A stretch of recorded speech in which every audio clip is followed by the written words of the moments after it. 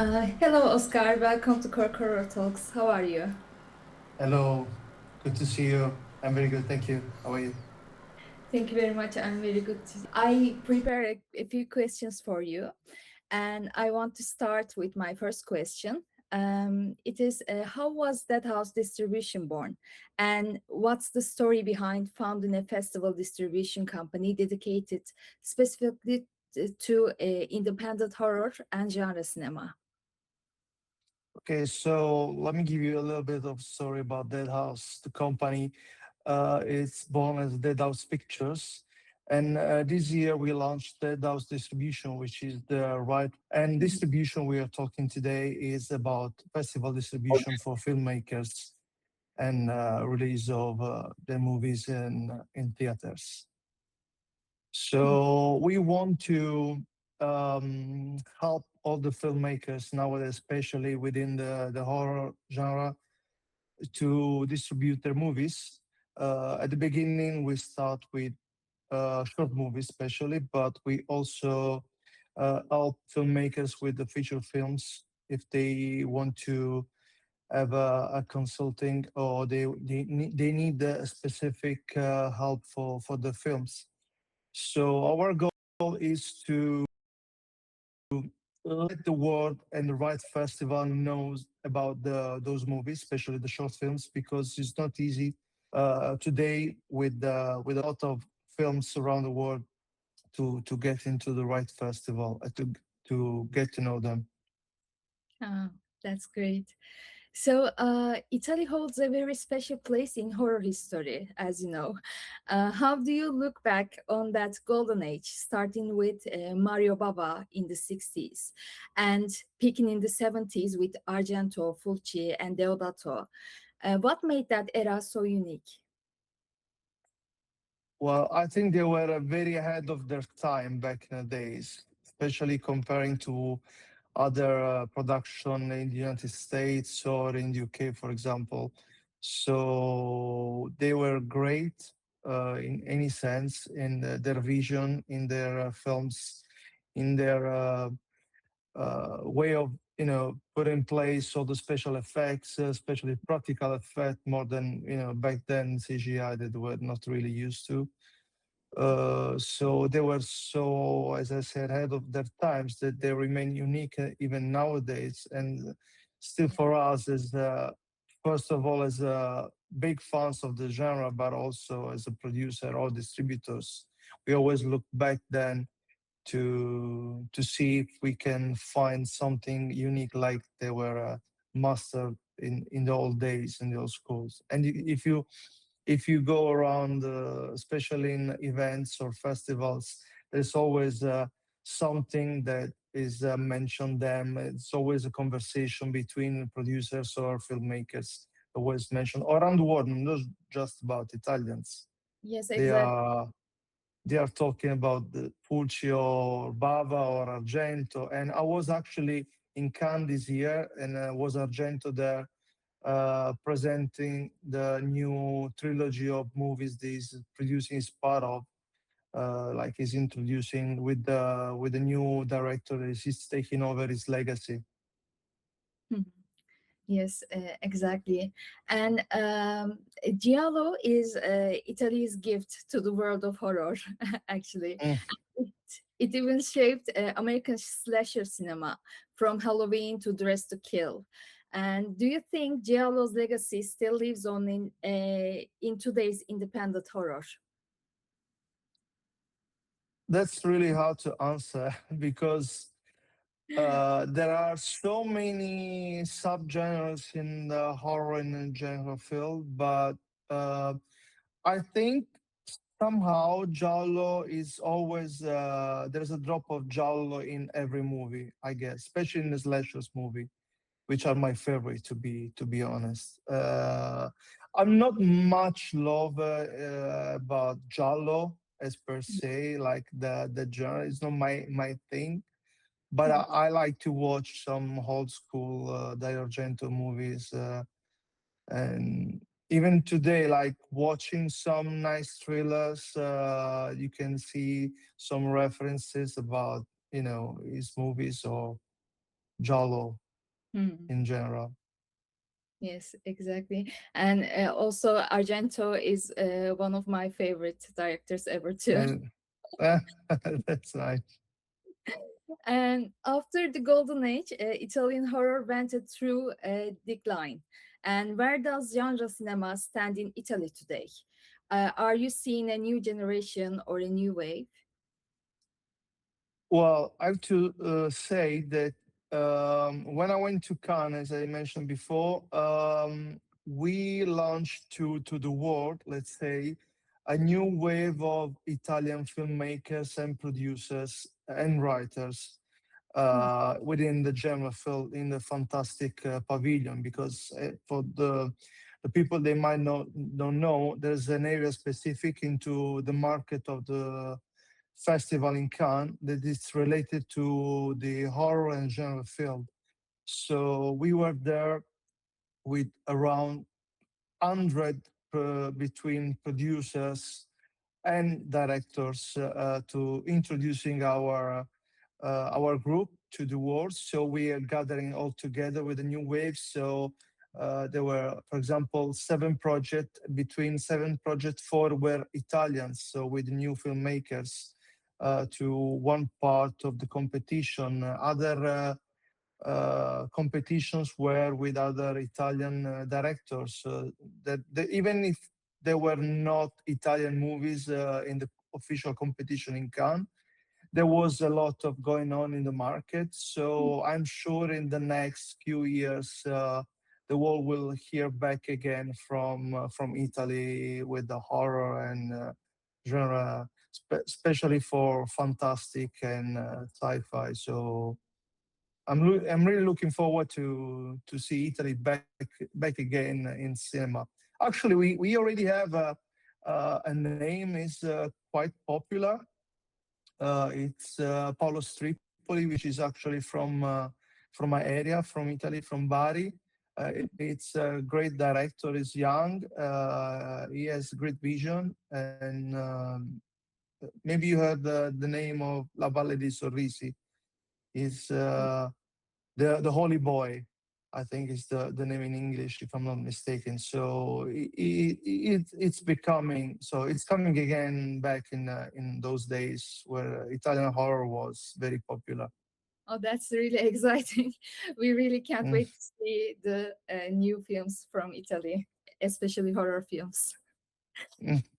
So, what exactly? Actually, sorry if I interrupt you. I just want to say that we started our distribution this year because we launched this year in 2026 our distribution with a short film. Is an Italian short film with a zombie invasion. Oh, I, yes. So I can't say much because we'll be premiere hopefully uh, in Europe in one festival. I can mention the name of the festival now, but mhm. I'm positive that they will start from there, going on with our Italian zombies back in the days. It's so exciting, actually. Mm, yes, It's really good to hear that. mm, So, yes, looking forward. yes. Mm. What exactly does a dead house do today? What do you look for when selecting a film, and what does the right festival strategy actually look like in practice? So as we do, we mainly try, especially from this group that I mentioned before, but not only that, to advertise ourselves to the filmmakers, so to the writer they are producing or they just finished their movies. First of all, so we try to help them to get into the right festival because nowadays we are the only Italian distribution that is focused on horror and genre films.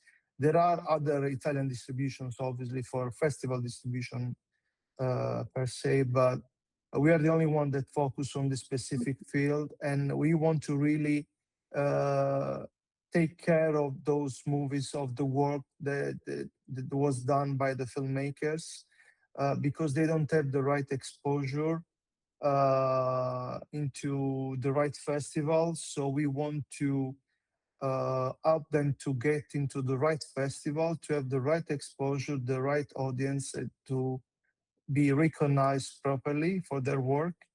Because the big mistake usually the filmmaker, especially at the beginning of their career, they make, they want to go for self distribution, and most of the time is not working because there's no premiere, there's no uh, the right, there's not going to the right festival. So we want to make the right strategy for the right movie, and we want to help them with our tools, with our knowledge, with our uh, let's say connection with the festivals, because we also were a production. So we went to festival first of all as our company. We want to, give the right exposure to Mm. those filmmakers. Yes, and it is also really good to just the films with that horror genre uh, Yes. version. And Yes, yes, because otherwise, they get mixed in the generalist festivals, and most of the cases they don't get the right attention because obviously, but not so obviously, the generalist festivals, they looking for very, hard style movies, dramas, or mm, specific topics. So we want to get into the right festivals. so actually, to me, it is really important to that house distribution is really important to Italy's horror genre specifically. Yes, thanks. You're welcome. So, why is festival strategy so critical for an independent horror filmmaker? What are the most common film mistakes filmmakers make when it comes to distribution? Well, the first, very number one, I also mentioned in one on our post at the beginning of when we launched the company. The number one mistake is mass subscriptions.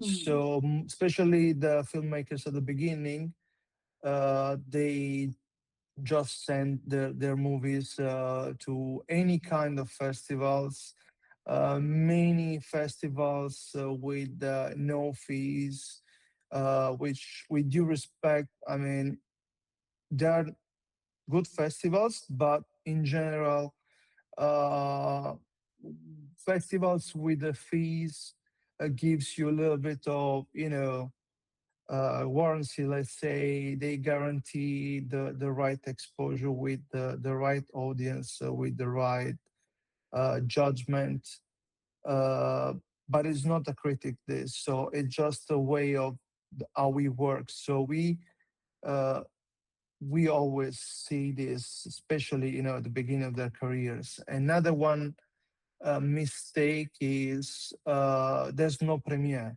so they just don't have the right strategy. For example, if I'm a filmmaker, I produce my own movie.